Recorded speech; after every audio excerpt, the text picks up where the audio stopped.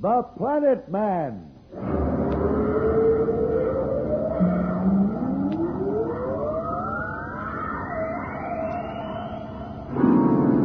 The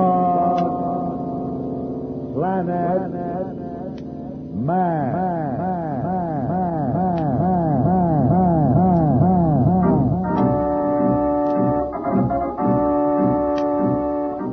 This is the fascinating story of Danto, the Planet Man, troubleshooter for the League of Planets organization, the law enforcement body for peace and justice in the celestial world, whose headquarters and center of operations are situated on the capital of all the planets, Planaria Rex.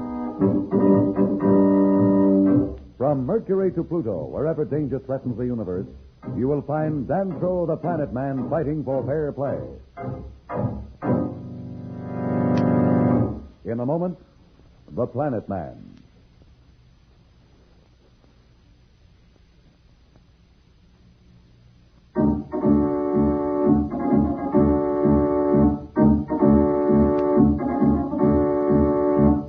You will remember that Billy, Jane, and Pat Darrow were about to take off from Planaria Rex with Danto, the Planet Man, for Venus. They are starting on a goodwill tour of the members in the League of Planets. Judge Augustus warned Danto that although Marston's power was destroyed, his collaborators on the planets were still a threat to the Earth people, that they might even resort to violence in their determination to keep Earth from becoming a member of the League. We find our party preparing for their blast-off from the spaceport on Planaria Rex. In 5 minutes or so, we'll blast off of Venus. Are you excited, Billy? A little. Listen to him. A little, he says. Well, he's been practically jumping up and down for the last 4 hours. You've been excited yourself, so don't talk about me. I'm afraid we don't know an awful lot about Venus, Danto. Well, it isn't exactly Earth, you know. The clouds that shroud the planet are dust. I thought they were like the ones back home. You know, water vapor. No, they're dust. As a matter of fact, the surface of the planet is almost covered with dust. The Venusians have evolved a culture that's quite different from any other planet in the League. They even look different, as you know. Their noses, for instance. You've noticed how big they are. That's because of the dust. They have a kind of filter that's part of their bodies that enables them to breathe. Oh, I wondered about that. And about the extra eyelid they seem to have. It's transparent. I guess that's to protect their eyes from the dust. Yes, exactly, Pat. But do they live out in the middle of the dust all the time? Doesn't it get into their food and everything? Well, one time they did. But for centuries, they've lived under tremendous transparent domes. Their cities are covered by them. We'll be quite comfortable inside them. Won't we ever go outside? Oh, yes, but when we do, we'll have to wear respirators to filter out the dust. I couldn't help laughing when I first saw the Venusian ambassador's big nose. I guess nature knows what she's doing. They'll have the laugh on us with our respirators. Well, they're much too polite to laugh. But you're right about nature. You'll find as we travel around that some of the races in the League of Planets will look pretty funny to you. But there's always a good reason for it. They've each adapted to the environment of the place they live. That's why even the people back on your Earth are different. Isn't it getting close to blast-off time? Oh, just about, Billy. I want to give the ship a quick check, though, before we go up. That's funny. What's funny? I may be just imagining things, but the controls don't feel right to me. Particularly the counter-gravity stabilizer. Gee, you don't think it's busted, do you? Will it delay our trip? Not busted, Billy. Broken. Gee whiz, what's the difference? You know what I mean. Will it, Danto? Will it delay us? Don't distract him, Billy. Oh, that's all right. After all, Billy wants to learn. The pilot needs to know his ship. Sure, you women don't understand these mechanical things. Now, what seems to be the trouble? I'm afraid it's a little too technical even for you, Billy. I better call the flight engineer. I checked the entire ship with him myself before, but I'll ask him to go over this counter-gravity stabilizer again. Flight engineer, report to control deck at once.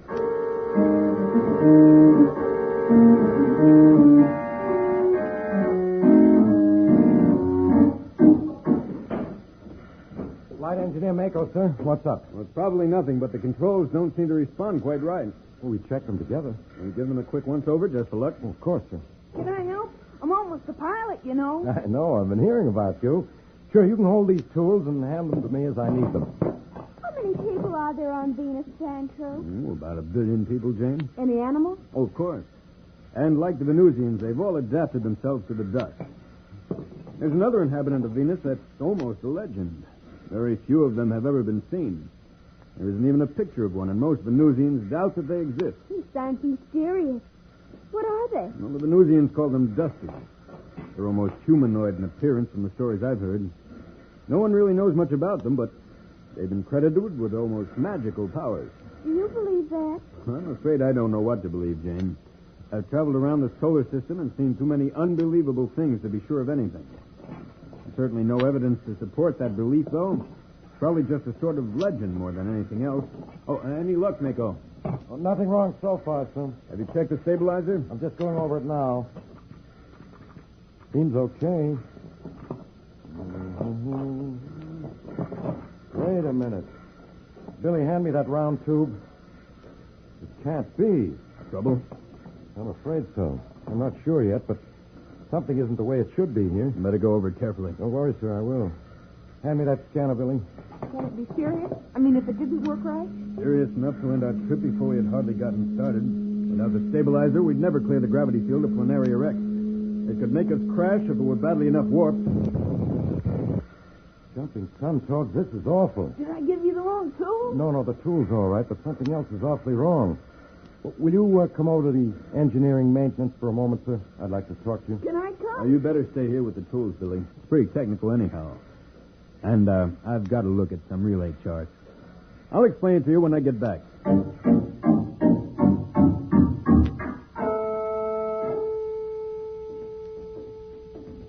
What's the trouble? Well, I didn't want to tell you in front of the kids and Miss Darrow, so there's no sense worrying them. But that gravity stabilizer is absolutely useless. You wouldn't get 2 miles off Planaria Rex. You'd come down like a meteor. Well, you could have told me in front of them they're not the kind that get frightened easily. That's not why I asked you to step out. That equipment is useless. And it's no accident. Hmm? What do you mean? It's been tampered with. Tampered with? Are you sure? You went over it with me, sir. It was in perfect shape then. But are you sure it's been deliberately damaged? The way it is, it couldn't have been an accident. The connections have been switched and the tube shorted. Whoever did it knew exactly what he was doing. You wouldn't have had a chance of landing without a crash. You'd better check the rest of the controls.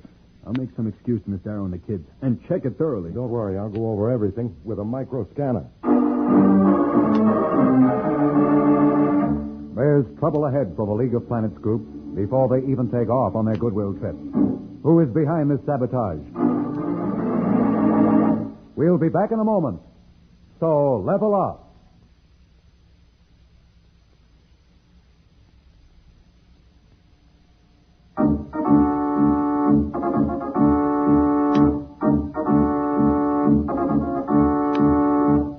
When we left Danville, he was informed by the flight engineer that the proposed interplanetary goodwill spaceship, the Planeteer, had been sabotaged. Now we find Danville talking with Billy, Jane, and Pat in the control cabin, but not letting on to what is really wrong. Do you think we'll make it this time, Danfro? Well, I think so, Billy. What happened before was just one of those accidents. It should teach you a good lesson, though. Always check your ship before you take it up. Even the best technicians slip sometimes, and it's your life that's at stake, and sometimes others. You bet I will. Can I stand here a while you blast off? Oh, me too. You may be in the way. Oh, it's all right, Pat. They're no trouble at all, and not very complicated. I keep forgetting how different from the old Constitution these ships are. No dangerous acceleration, no recoil couches. It's almost like going up in an elevator. There goes the signal to blast off. Right, Billy. Here we go.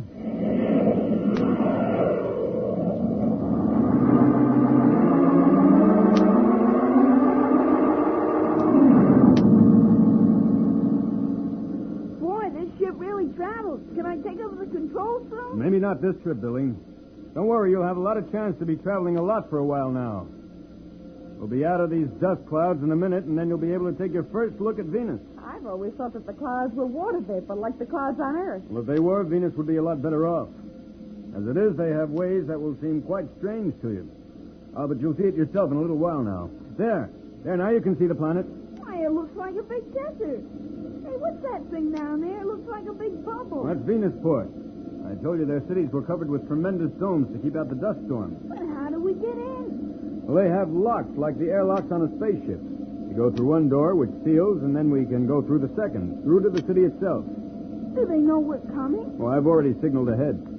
You see that directional arrow? If we keep it lined up with the beam, we will come right onto the port. I see it. It's that round opening. Yeah, that's right. We'll have to slow down. There, I second door ahead of us now. What's opening? The outer door must be closed then. Here we go. See, the landing field is below us. Yes, and there's a delegation waiting for us to land. They'll probably make a speech. Yes, this is quite an event for Venus. Not often they have visitors from the other planets.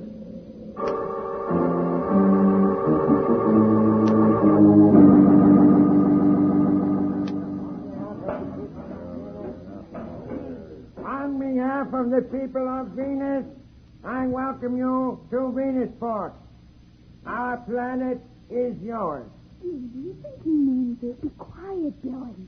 This is a very serious occasion. As I grasp the hands of each of you from Earth, may it be a symbol of the future unity for the people of Venus and the people of your home planet. The first leg on the interplanetary goodwill tour has been made without incident, except for the attempted sabotage of the Planeteer at takeoff. Now on the planet Venus, the planet of dust, the Earth people and Danto are to be the most honored guests in many a century. We'll be back in a moment, but first, here is a message the Planet Man wants you to hear.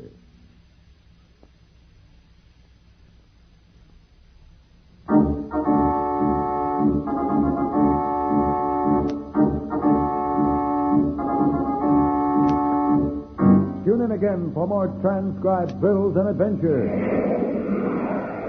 Rocket millions of light years into space with Dan Troll, the Planet Man. The Planet